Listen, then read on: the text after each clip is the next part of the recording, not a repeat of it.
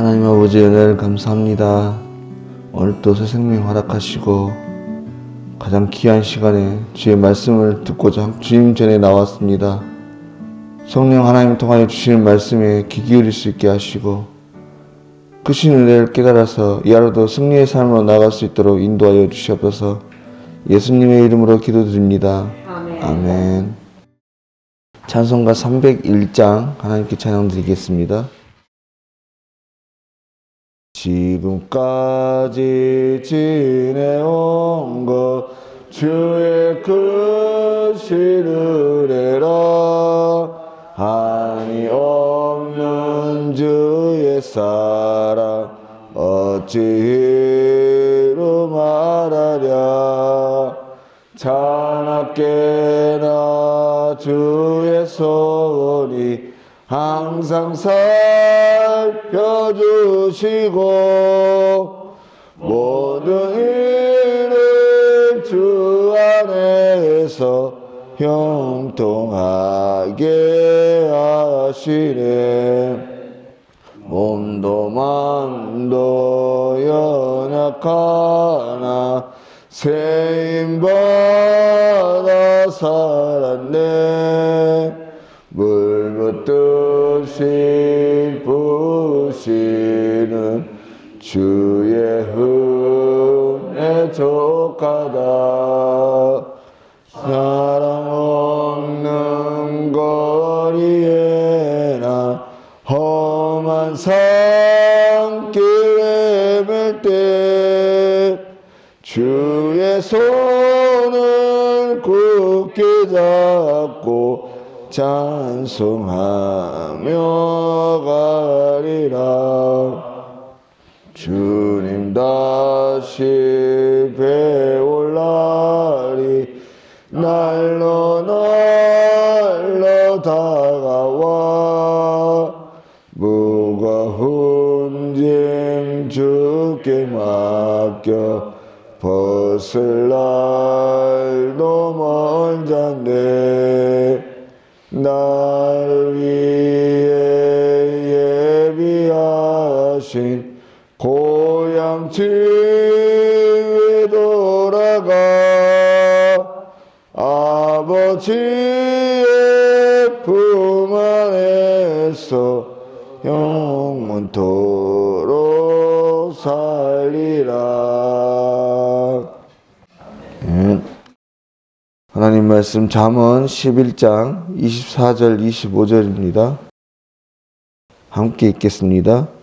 흩어 구제하여도 더욱 부하게 되는 일이 있나니 과도히 아껴도 가난하게 될 뿐이니라. 구제를 좋아하는 자는 풍족하여질 것이요 남을 윤택하게 하는 자는 자기도 윤택하여지리라.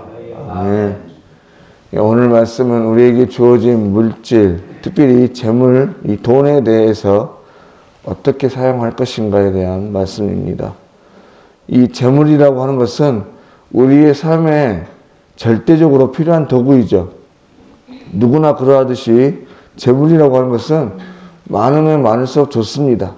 왜냐하면 이 재물이 많다고 하는 것, 그 재물의 많음을 통해서 더 윤택한 생활을 누릴 수 있고 더 큰 귀한 일들을 진행함에 있어서 장애가 되는 모든 것들을 제거할 수 있기 때문에 그렇습니다. 더 좋은 물건과 더 좋은 음식, 더 나은 생활을 누리는데 편리합니다. 그러므로 세상에 살아가는 사람이라면 많은 재물을 얻을 수 있는 기회를 마다할 사람이 아무도 없을 것입니다. 그런데 이 사실 이 물질이라고 하는 것은 누구에게 얼만큼의 물질이 있는가가 중요한 것이 아니라 그것을 어떻게 사용할 것인가가 더 중요합니다. 우리가 이 세상의 모든 일들이 하나님의 섭리여 주관에 의해 다스려지고 있다는 사실을 믿고 신뢰한다면 실은 우리에게 주어진 이 물질도 물론 내가 최선을 다하고 내가 지혜를 모으고 힘써 아끼고 전략해서 모은 것이지만 원론적으로 돌아가 볼 때 모든 것은 하나님의 은혜요 허락이 있었기 때문에 주어진 것입니다.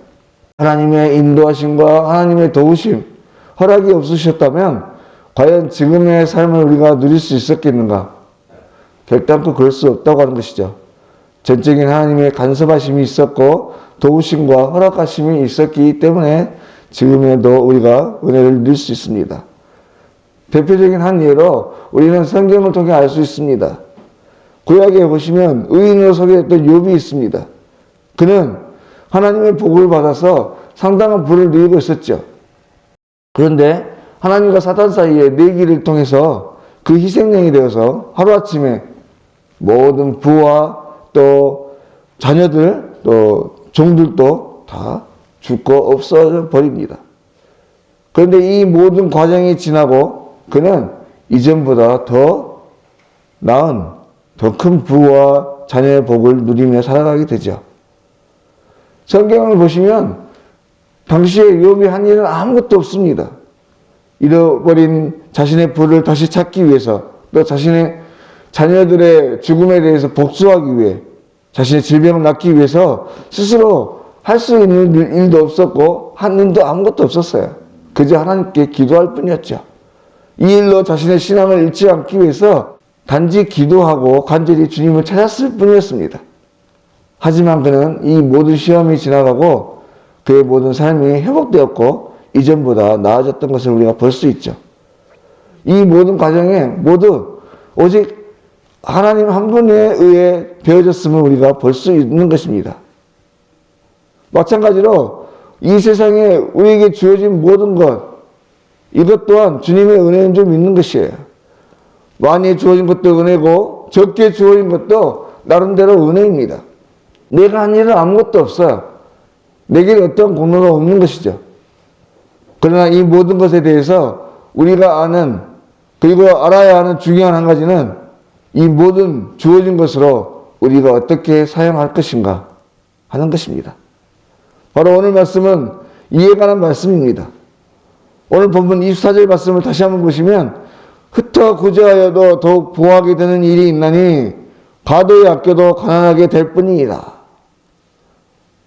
흔히 우리는 이웃에게 자기의 소유를 나눠주면 가난해질 것이라고 생각하기 쉽습니다.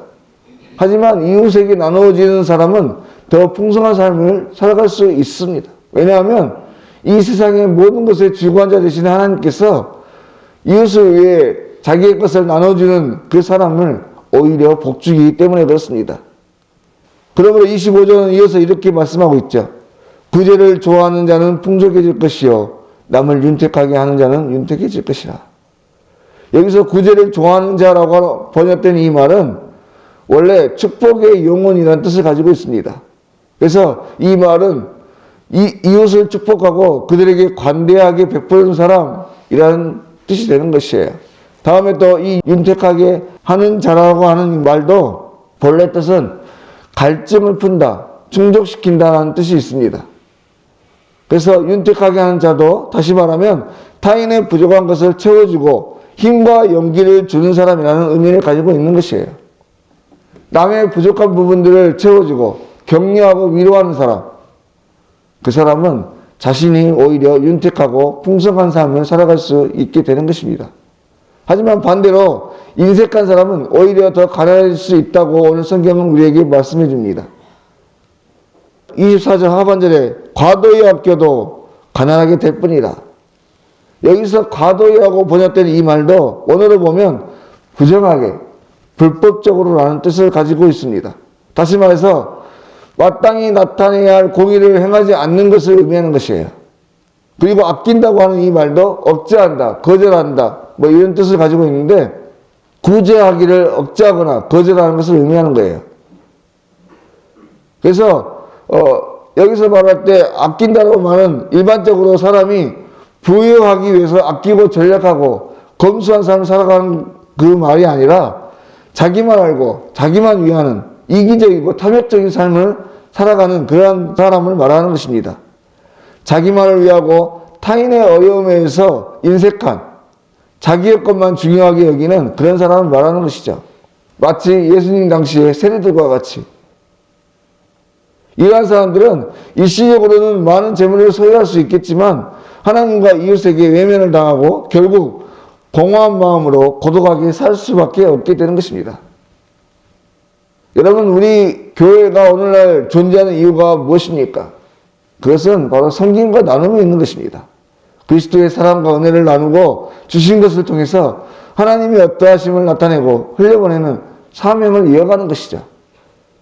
그러므로 바라건대 많거나 적거나 우리에게 주어진 것으로 이 한 날도 나만을 위해 살아가지 말고 우리의 이웃을 살피고 나눠주는 주님의 마음을 흘려보내는, 하나님의 영생을 흘려보내는 귀한 통로로 사용되는 저와 여러분이 되실 수 있기를 바랍니다.